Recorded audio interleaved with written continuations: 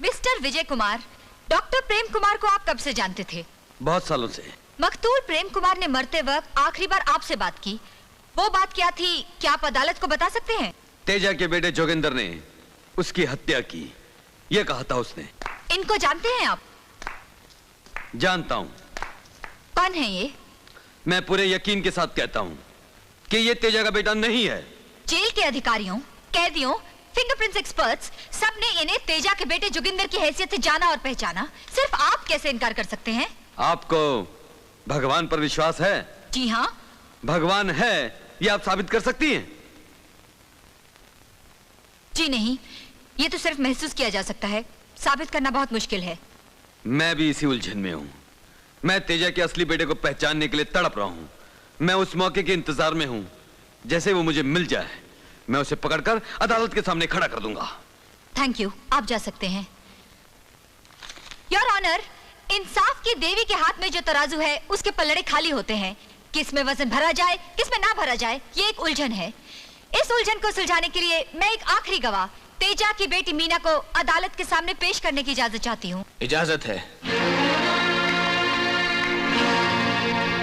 मैं तेजा की बेटी मीना हूँ, मगर ये मेरा भाई नहीं है। इसने... तेजा साहब को कितने दिनों से जानती है? मिस्टर जोगिंदर, मेरी इनसे जिला खत्म होने के बाद ही आप इनसे सवाल कर सकते हैं। ये अपने आप को तेजा साहब की बेटी कहकर इस कटोरे में आई है। ये सच है या नहीं, ये साबित होने के बाद ही बाकी बातें होंगी। प्रोसीड। जैसा कि आप कह रही हैं कि मैं आपका भाई नहीं हूं, क्या आप बता सकती हैं कि आप तेजा साहब को कितने दिनों से जानती हैं? 6 महीने से। अब तुम्हारी उम्र क्या होगी? 20 साल। तुम तेजा साहब से मिलने से पहले क्या करती थी? मुझे मेरे सवालों का जवाब चाहिए। तुम्हारी गवाही मेरे लिए नहीं बल्कि इस अदालत के लिए। तुम तेजा साहब से मिलने से पहले क्या काम करती थी? मैं क्या काम की तलाश करती थी? नहीं, लोगों की जेबें काटना तुम्हारा पेशा था। लोगों को धोखा देकर तुम पैसा कमाती थी। हरे हुए पॉकेटों को तुम्हारी नजरें हमेशा ढूंढती रहती थी। अभी तुम्हारी उम्र 20 बरस है। तेजा साहब को तुम सिर्फ 6 महीने से जानती हो। पिता का पता लगाने में 20 साल गुजर गए। ऐसी हालत में तुम्हें अपने भाई का पता कैसे चलेगा? तुम एक पहुंची हुई खिलाड़ी हो, पॉकेट मार हो, पैसे की लालची हो। माल और जायदाद के चक्कर में तुम तेजा साहब को अपना पिता बोल रही हो। अगर उनकी उम्र थोड़ी सी कम होती तो तुम उन्हें अपना पति भी बोल सकती।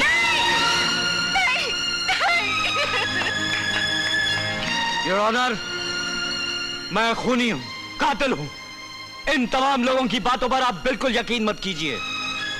जो जुर्म मैंने किए हैं उसके लिए कानून और अदालत मुझे जो भी सजा देगी मैं भुगतने के लिए तैयार हूं।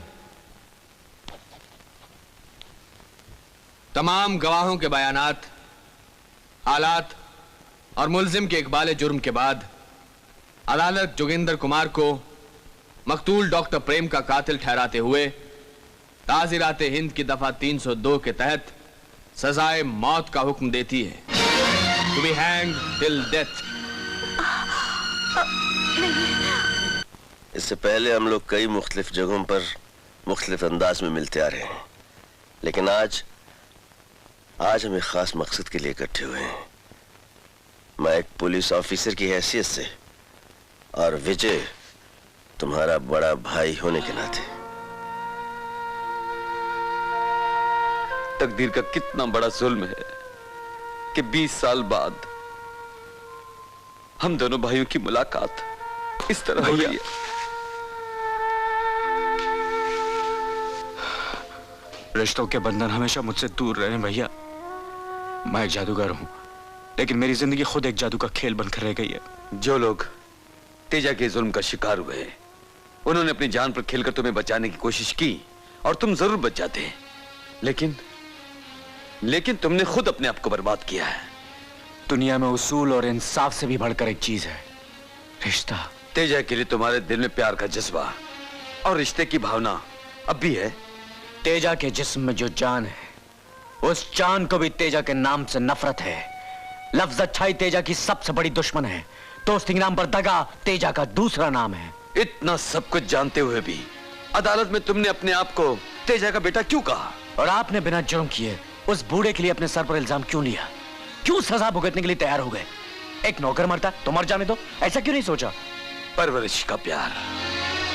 और मैं मां की ममता के लिए सजा भुगतने को तैयार हो गया। रफी, क्या क्या कह रहे हो तुम? जब माँ और बशीर मियां मुझसे मिलने आए तो मैं माँ को माँ कहकर उसे गले लगाना चाहता था। उसी वक्त तेजा का जालिम हाथ हमारे दरमियान आया और हमें अलग कर दिया, और उसने साथ में धमकी दी कि अगर जोगिंदर की जान को किसी बात का खतरा हुआ तो उन दोनों को जान से मार डालेगा। तुमने माँ के लिए जो कुर्बानी दी है उसके लिए मुझे तुम पे बहुत फख्र है भाई, बहुत फख्र है। मुझे तुम दोनों पर फख्र है। अपने रिश्ते निभाने के लिए तुम दोनों ही कुर्बानी देते आ रहे हो। मैं भी कानून के लिए कुर्बानी देता आ रहा हूं, लेकिन कानून की देवी की आंख पर पट्टी बंधी है। उसे अच्छाई बुराई में कोई फर्क नजर नहीं आता। मकड़ी जाला बुनती है, उसमें कीड़ों को खाती रहती है। ये कहानी बहुत पुरानी हो चुकी है। अब एक नई कहानी शुरू होगी। मकड़ी खुद अपने जाल में फंसेगी। मैं तेजा को नहीं छोड़ूंगा, नहीं छोड़ूंगा। आओ विजय, आओ मेरे साथ।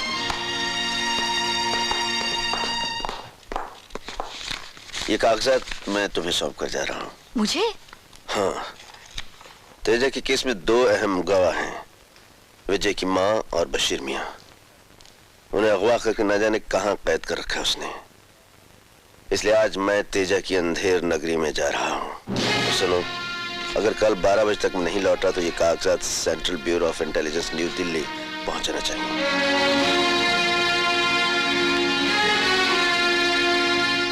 श्रद्धा, तुम सोचती हो कि मैं जान की बाजी लगाकर वहां जा रहा हूं? डर नहीं, मैं वापस आऊंगा तुम्हारे लिए।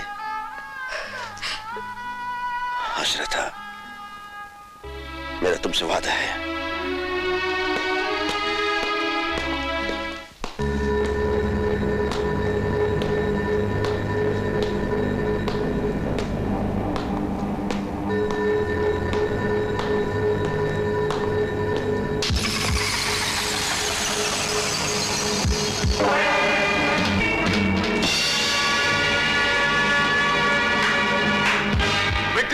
रिश्वत के बलबूते पर अपने पाप की जड़ों को तुमने बहुत फैला लिया है तेजा, और मैंने उसी जमीन के नीचे बारूद बिछा दिया है।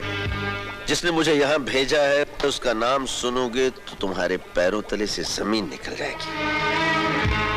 वैसे तुम अपनी तरफ से उसका खून कर चुके हो, लेकिन वो अभी तक जिंदा है, और उसका नाम है हवलदार विश्वनाथ। उन्होंने मुझे बताया कि सन 62 में गंगापुर में तुम एक मामूली सब इंस्पेक्टर थे। 20 फरवरी को एक FIR पर तुमने दस्तखत किए। उस FIR में तुम्हारी काली करतूतें तफसील के साथ मौजूद हैं, और वो FIR इस वक्त मेरे पास है। इसकी जुबान हमेशा के लिए बंद कर दो, और वो भी ऐसे कि कभी खुलने ना पाए। बहुत बड़ी गलती कर रहे हो तेजा। मैं कच्ची गोले नहीं खेलता, सबूत बाहर छोड़कर आया हूं। यूं समझ लो तुम्हारे मुकद्दर की किताब लिख कर आया हूं। मुझे यहां से जाने में जरा भी देर हो गई तो वो कागजात नई दिल्ली पहुंच जाएंगे। उसके बाद तुम बाप बेटे का क्या हश्र होगा अच्छी तरह जानते हो। डैड, नमस्कार। मैं कौन हूं ये आपको जानने की जरूरत नहीं है, और आप कौन हैं ये मुझे जानने की जरूरत नहीं है। मुझे विक्रम ने ये कहकर भेजा है कि जो लिफाफा वो आप लोगों के पास छोड़कर गया है, वो लिफाफा आप लोग मुझे दे दो। लिफाफा देते हैं? दोगे ना? दे दो ना। मुझे नहीं मालूम। उस लिफाफे के अंदर तेरे बेटे की जान है। उधर तुम्हारा बेटा अपनी जिंदगी के साथ जंग लड़ रहा है, और इधर उसको बचाने के लिए मैं उसका शुभ चिंतक बनकर आया हूं। मगर मैं देख रहा हूं कि आप लोगों को विक्रम की जान की बिल्कुल परवाह है ही नहीं। इसलिए मैं आखिरी बार तुमसे पूछता हूं कि आप लोग वो लिफाफा मेरे हवाले करते हैं कि नहीं? ठीक है, कोई बात नहीं। First class. भूखे प्यासे यहाँ खाना खाने के लिए आने वाले हैं, उनके खाने को बर्बाद मत करो। विक्रम, तेरे पास कोई लिफाफा छोड़ गया है? नहीं तो? नहीं तो अब देखो वो लिफाफा मैं तुम लोगों से कैसे निकलवाता हूँ। तुम लोगों ने महाभारत पढ़ा? अगर पढ़ा होता तो मेरे पास क्या बॉडीगार्ड का काम करते हैं? महाभारत में दुशासन ने द्रौपदी की साड़ी उतारी थी, ये बात तुमको मालूम? नहीं, महाभारत पढ़ने की क्या जरूरत है गुरु? ये काम तो हम लोग हर रोज गलियों में खुलेआम करते हैं। शाबाश! बेटी, अगर वाकई तूने वो लिफाफा छुपाया है तो दे दो इसे। उसे छुपाकर अपनी इज्जत मत गवा। जिस भगवान की मैं पूजा करती हूँ, अगर वो सच्चा है तो मेरे बेटे को कुछ नहीं होगा, कुछ नहीं होगा। बेटी, एक औरत की आबरू की कीमत अगर वो लिफाफा है तो हमें नहीं चाहिए वो लिफाफा। लिफाफा इसे दे दे बेटी। चल चला। First class, first class. ये हिंदुस्तानी लड़कियां अपनी जान दे देंगी मगर इज्जत कभी नहीं देंगी। अगर मैं लड़की होता तो अपनी इज्जत पहले देता, लेकिन लिफाफा कभी ना देता। गोचू, क्या समझा तू? पकड़ो इस छोकरी को, पकड़ो।